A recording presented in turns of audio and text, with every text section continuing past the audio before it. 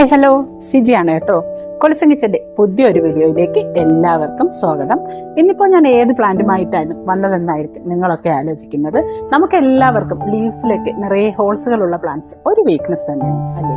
അത്തരത്തിൽ ഹോൾസുകളുള്ള പ്ലാന്റ്സുകൾ മെയിനായിട്ടും വരുന്നത് മോൺസ്റ്റേറ കാറ്റഗറിയിൽപ്പെട്ടതാണ്. അത്തരത്തിൽ മോൺസ്റ്റേറ വിഭാഗത്തിൽപ്പെട്ട ഒരു പ്ലാന്റാണ് ഇന്നത്തെ നമ്മുടെ വീഡിയോയിലെ താരം. അതിമനോഹരമായ ഒരു പ്ലാന്റ്. മോൺസ്റ്റേറകൾ ഒരുപാട് വെറൈറ്റികളിലുണ്ട്. തായ് കോൺസ്റ്റലേഷൻ, പിന്നെ ഡെലീഷ്യോസ എന്ന് വേണ്ട ഒത്തിരി വെറൈറ്റികളിലുണ്ട്. അത്തരത്തിലുള്ള അതിമനോഹരമായ ഒരു പ്ലാന്റ് ആണ് ഇന്നത്തെ നമ്മുടെ വീഡിയോയിലെ താരം എന്ന് പറഞ്ഞു. ഇനി വെരിഗേഷൻസോട് കൂടിയ മോൺസ്റ്റേറ പ്ലാന്റ്സുകളൊക്കെ നല്ല റേറ്റുള്ളവയുമാണ്.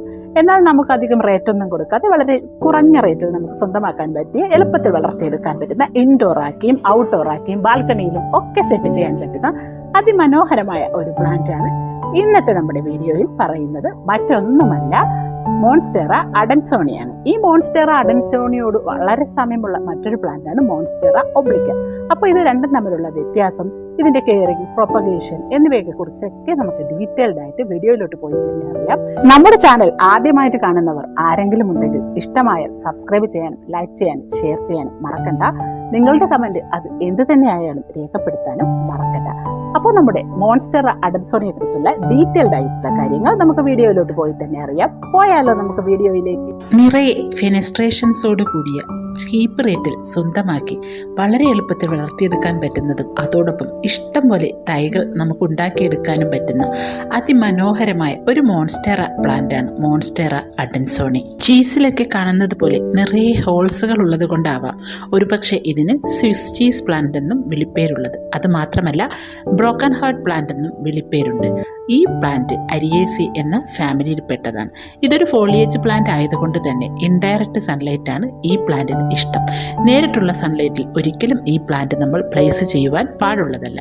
ഇനി നമ്മൾ ഇൻഡോർ ആയിട്ട് വളർത്തുകയാണെങ്കിൽ അത്യാവശ്യം നല്ലൊരു ബ്രൈറ്റ് ലൈറ്റ് ലഭിക്കുന്നിടത്തായിരിക്കണം ഈ പ്ലാന്റ് നമ്മൾ പ്ലേസ് ചെയ്യേണ്ടത്. ഇനി ലഭിക്കുന്ന ലൈറ്റിന്റെ ഇതിനനുസരിച്ചായിരിക്കും ഇതിൽ ഈ ഫെനസ്ട്രേഷൻസ് ഉണ്ടാകുന്നത്. അതായത് ഒട്ടും സൺലൈറ്റ് ലഭിക്കാത്ത സ്ഥലത്താണ് നമ്മൾ ഈ പ്ലാന്റ് വെക്കുന്നതെങ്കിൽ ഇതിൽ ഇതുപോലുള്ള ഫെനസ്ട്രേഷൻസുകൾ ഒന്നും തന്നെ ഉണ്ടാവില്ല. ഒരു പ്ലെയിൻ ലീഫ് പോലെ ആയിരിക്കും ഇത് കാണപ്പെടുന്നത്. ഇനി നേരിട്ടുള്ള സൂര്യപ്രകാശം ഈ പ്ലാന്റിന്റെ ലീഫുകളിൽ തട്ടുകയാണെങ്കിൽ ഇതിന്റെ ലീഫുകൾ പൊള്ളിക്കരിഞ്ഞു പോവുകയും ചെയ്യും. ഇത് നല്ല ഹെൽത്തി ആയിട്ട് നല്ല ഭംഗിയിൽ വളർന്നു വരണമെങ്കിൽ അത്യാവശ്യം നല്ല ഷെയ്ഡ് ഉള്ളിടത്തും ബ്രൈറ്റ് ലൈറ്റ് കിട്ടുന്നിടത്ത് വേണം നമ്മൾ ഈ പ്ലാന്റിനെ വെച്ച് വളർത്തുവാൻ. ഇനി വലിയ ലീഫുകളോടുകൂടി ഈ പ്ലാന്റ് വളർന്നു വരണമെങ്കിൽ നമ്മൾ ഒന്നുകിൽ ഇതിനെ ഏതെങ്കിലും മരങ്ങളുടെ ചുവട്ടിൽ നട്ടുകൊടുക്കണം. ആ മരത്തിൽ പിടിച്ച് കയറി ഇത് വലിയ ലീഫുകളോടുകൂടി വളർന്നു വരും.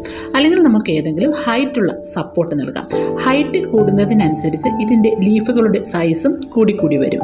ആ ഒരു സപ്പോർട്ടിൽ പിടിച്ച് കയറുന്നതിനനുസരിച്ചായിരിക്കും ഇതിൻ്റെ ലീഫുകളുടെ സൈസ് കൂടി വരുന്നത്. നന്നായി ഈർപ്പം ഇഷ്ടപ്പെടുന്ന പ്ലാന്റ്സ് ആണ് ഇത് എന്ന് കരുതി ഓവർ വാട്ടറിങ് ആയാലും ഇതിൻ്റെ ലീഫുകളെല്ലാം മഞ്ഞിച്ച് പഴുത്ത് ചീത്തയായി പോകാനും ചാൻസ് ഉണ്ട്. അതുകൊണ്ട് ഇതിൻ്റെ പോട്ടി മിക്സ് എടുക്കുമ്പോൾ നമ്മൾ നല്ല ഡ്രെയിനേജ് ഉള്ളൊരു പോട്ടി മിക്സ് വേണം ഈ പ്ലാന്റിന് നൽകി കൊടുക്കാൻ. അപ്പോൾ ഇതിൻ്റെ നമ്മൾ ഓരോ ലീഫുകൾ നോക്കിയാൽ തന്നെ അതിൻ്റെ ആ ഒരു ഹോൾസിൻ്റെ പാറ്റേൺ സ്ട്രക്ചറും ഒക്കെ വ്യത്യാസപ്പെട്ടിരിക്കും. ഇതിൻ്റെ പുതുതായി വരുന്ന ലീഫാണ്, ഒരു ലൈറ്റ് ഗ്രീൻ കളറിലാണ് വരുന്നത്. ഇതേ പ്ലാന്റിനോട് സാമ്യമുള്ള മറ്റൊരു പ്ലാന്റാണ് മോൺസ്റ്റേറ ഒബ്ലിക്ക. രണ്ടും തമ്മിൽ വലിയ വ്യത്യാസമൊന്നുമില്ല. ഒബ്ലിക്കയുടെ ആ ഒരു ഫെനസ്ട്രേഷൻസ് ഒക്കെ കുറച്ചുകൂടി വലുതാണ്. അതായത് ഇതിലൊരു 90% ഫെനസ്ട്രേഷൻ ഈ ഒബ്ലിക്ക പ്ലാന്റിനുണ്ട്. മണി പ്ലാന്റ് ഒക്കെ വളർത്തുന്ന അത്ര സിമ്പിളായി നമുക്ക് ഈ ഒരു ചെടിയെ വളർത്തിയെടുക്കാൻ സാധിക്കും. ഹാങ്ങിങ് പോട്ടിൽ വളർത്താം, സപ്പോർട്ട് കൊടുത്ത് വളർത്താം, അല്ലെങ്കിൽ നമുക്ക് എവിടെയോട്ടെങ്കിലും പടർത്തി വിട്ടുമൊക്കെ ഈ ചെടിയെ നമുക്ക് വളർത്തിയെടുക്കാൻ പറ്റും. ഞാനിവിടെ ഒരു സപ്പോർട്ടായി കൊടുത്തിരിക്കുന്ന ഒരു തടിയുടെ നീളമുള്ള ഒരു പീസാണ്. ആ നീളത്തിന് എത്രത്തോളം നീളമുണ്ടോ അത് കഴിഞ്ഞതിന് ശേഷം ഇതിങ്ങനെ വളഞ്ഞ് വളരാൻ തുടങ്ങും.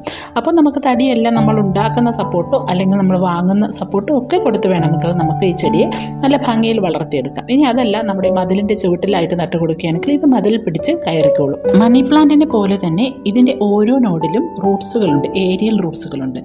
ഈ റൂട്ട്സ് വരുന്ന ഭാഗം കട്ട് ചെയ്ത് നമുക്ക് പ്രൊപ്പഗേഷന് വേണ്ടി യൂസ് ചെയ്യാവുന്നതാണ്. അതായത് സെയിം നമ്മുടെ മണി പ്ലാന്റ് വളർത്തുന്ന അതേ രീതിയിൽ നമുക്ക് വളർത്താം. അപ്പോൾ ഇതിങ്ങനെ ഭംഗിയില്ലാതെ ചാഞ്ഞും ചരിഞ്ഞുമൊക്കെ കിടക്കുന്ന, അതായത് അതിൻ്റെ സപ്പോർട്ടിൽ നിന്ന് സൈഡിലോട്ടൊക്കെ വളഞ്ഞു കിടക്കുന്ന കട്ടിങ്സുകളൊക്കെ ഉണ്ടെങ്കിൽ അതൊക്കെ നമുക്ക് മുറിച്ച് പുതിയതായി തൈകൾ ഉണ്ടാക്കിയെടുക്കാൻ ഉപയോഗിക്കാം. എങ്കിൽ മാത്രമേ അത് ഭംഗിയായി വരികയുള്ളൂ. അപ്പോൾ ഒത്തിരി ഒത്തിരി കട്ടിങ്സുകൾ നമ്മൾ ഒരുമിച്ച് ഒരു പോട്ടിലൊക്കെ നട്ട് കൊടുക്കുകയാണെങ്കിൽ നല്ല തിക്കായിട്ട് ബുഷിയായിട്ട് വളർന്നു വരും. ഇങ്ങനെ ഒരു സ്റ്റെമ്മിൽ 1-2 ലീഫുകളായിട്ടൊക്കെ നിൽക്കുന്നത് ഒരു ഭംഗി കാണില്ല. അതുമല്ല പഴയ ലീഫുകൾ പൊഴിഞ്ഞു വരുമ്പോൾ സ്റ്റെമ്മ് ഇതുപോലെ ആയി വരും. ഇതാണ് ആ പ്ലാന്റിൻ്റെ മദർ പ്ലാന്റ് എന്ന് പറയുന്നത്. ഇതുപോലെ ലീഫുകളൊക്കെ കൊഴിഞ്ഞ് ഒരു ഭംഗിയില്ലാതെ നിൽക്കുകയായിരുന്നു. അങ്ങനെ വരികയാണെങ്കിൽ നമുക്ക് ചെയ്യേണ്ട ഒരു കാര്യം, നമ്മൾ അവിടെ വെച്ച് കട്ട് ചെയ്ത് കൊടുക്കുക. ആ കട്ട് ചെയ്ത് കൊടുക്കുന്നതിൻ്റെ തൊട്ട് താഴെ നിന്ന് ഇതുപോലെ നല്ല ബുഷിയായിട്ട് വളർന്നു വരും. അപ്പം നല്ല ഭംഗിയിൽ ബുഷിയാക്കി എടുക്കാൻ നമ്മളിതിനെ പ്രോപ്പർ പ്രൂണിങ് ചെയ്ത് കൊടുക്കേണ്ടതും അത്യാവശ്യമാണ്. നല്ലൊരു ലൂസായിട്ടുള്ള പോട്ടി മിക്സ് വേണം നൽകാൻ. ഈക്വൽ അളവിൽ ഉണങ്ങിയ ചാണകപ്പൊടിയും മണലും മണ്ണും പിന്നെ കൊക്കോ പിറ്റും കൂടെ എടുക്കുക. വേണമെങ്കിൽ നമുക്ക് 1-2 പിടി കൊക്കോ ചിപ്സോ അല്ലെങ്കിൽ പെർലൈറ്റോ ആഡ് ചെയ്ത് കൊടുക്കാം. പിന്നെ ഇത് ആ കൊടുത്തിരിക്കുന്ന സപ്പോർട്ടിലൊക്കെ കയറാൻ വേണ്ടി നമുക്ക് വേണമെങ്കിൽ തൈറാപ്പ് വെച്ചൊരു കെട്ട് കൊടുക്കാം.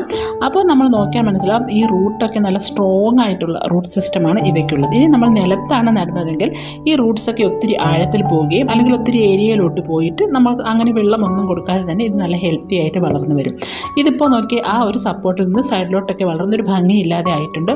അപ്പോൾ ഇതിനെ നമുക്ക് കട്ട് ചെയ്തെടുത്തതിന് ശേഷം ഇതിനെ നമുക്ക് പ്രൊപ്പഗേഷന് വേണ്ടിയിട്ട് യൂസ് ചെയ്യാം. അപ്പോൾ ഇവിടെ വെച്ച് ഈ ഒരു നോഡിൻ്റെ തൊട്ട് താഴെ വെച്ച് നമുക്ക് ഈ പ്ലാന്റിനെ കട്ട് ചെയ്തെടുക്കാം.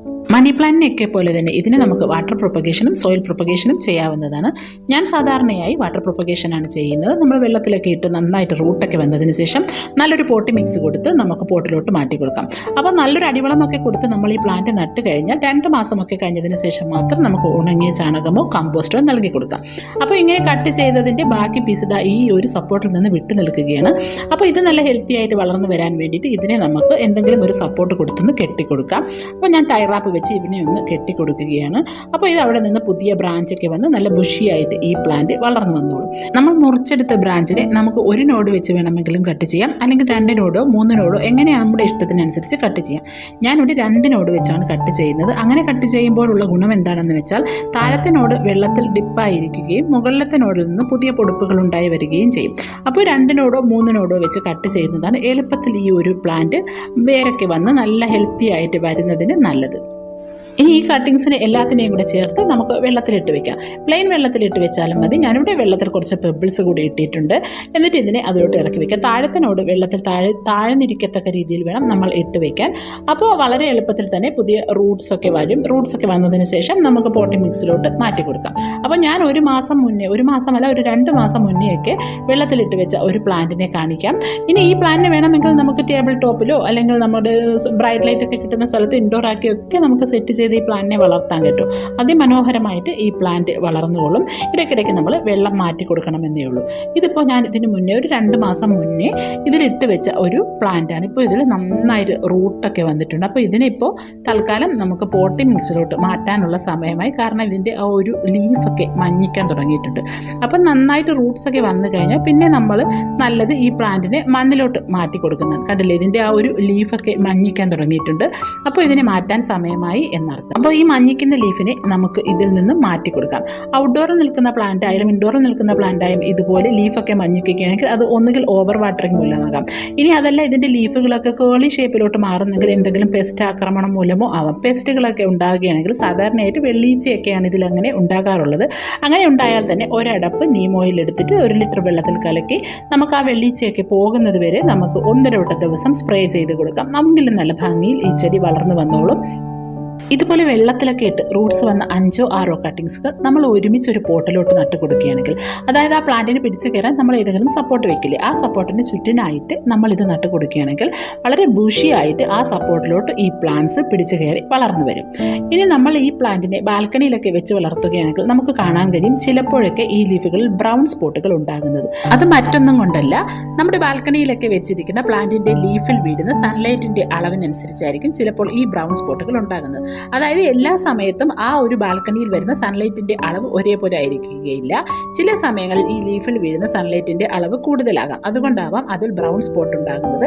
അത് നമ്മൾ ചെക്ക് ചെയ്ത് പ്ലാന്റിനെ യഥാസമയം ആ സ്ഥാനത്ത് നിന്ന് മാറ്റി വെക്കേണ്ടതും ആവശ്യമാണ്. പിന്നെ ഈ ഒരു പ്ലാന്റ് അരിയേസി എന്ന ഫാമിലിയിൽ പെട്ടത് കൊണ്ട് തന്നെ ഈ പ്ലാന്റ് പോയിസണസ് ആണ്. അതായത് നമ്മൾ കഴിക്കുകയാണെങ്കിൽ ഉള്ളിലോട്ട് ഈ പ്ലാന്റ് ചെല്ലുകയാണെങ്കിൽ ഇത് പോയിസണസ് ആണ്. അതുകൊണ്ട് കുട്ടികളും അതേപോലെ പെറ്റ്സുകളും ഒക്കെ ഉണ്ടെങ്കിൽ ഈ പ്ലാന്റ് വളർത്തുമ്പോൾ നമ്മൾ പ്രത്യേകം ശ്രദ്ധിക്കുക തന്നെ വേണം. അങ്ങനെ മുരടിച്ചു നിൽക്കുന്ന മോൺസ്റ്റേറ അഡൻസോണിയെ അടിപൊളിയാക്കി ബുഷി ആക്കി ഹെൽത്തി ആക്കി വളർത്തിയെടുക്കാനും ഇഷ്ടം പോലെ തൈകൾ ഉണ്ടാക്കാനുമുള്ള ടിപ്സും ട്രിക്സും എല്ലാവർക്കും മനസ്സിലായി എന്ന് വിചാരിക്കുന്നു. അപ്പോൾ മോൺസ്റ്റേറ അഡൻസോണി എന്നുള്ള പ്ലാന്റിനെ കുറിച്ചുള്ള അതിമനോഹരമായ ഈ വീഡിയോ നിങ്ങൾക്ക് ഉപകാരപ്പെട്ടു എന്ന് തോന്നുന്നെങ്കിൽ ഇഷ്ടമായാൽ സബ്സ്ക്രൈബ് ചെയ്യാനും ലൈക്ക് ചെയ്യാനും ഷെയർ ചെയ്യാനും മറക്കണ്ട. അപ്പോൾ ഇതിലും മനോഹരമായ മറ്റൊരു വീഡിയോയുമായി വീണ്ടും കാണുന്നത് വരേക്കും bye from Siji Riyas. Thank you for watching.